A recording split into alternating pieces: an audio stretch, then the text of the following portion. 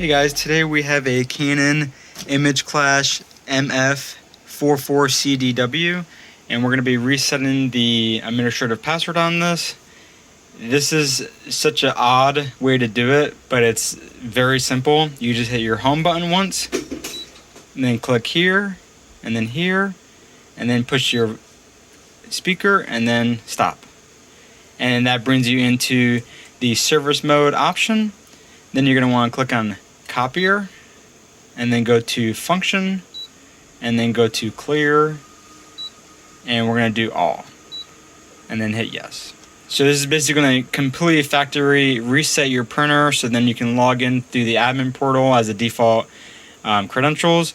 It's a very funky way to get to it. So like I said, you hit home, you here, and then volume, and then stop. So that's the procedure to get into the service mode area. It's a different way of doing it, but it gets you in. And then once you reset it, you're back here, and you're going to want to power off the machine and then power it back on, and then you should be all set. So we're going to go ahead and power ours off, and then wait a second for it to power off, and then we're going to power it back on. And as you can see, once we boot it back up, it's asking us for our language, so it's been factory reset.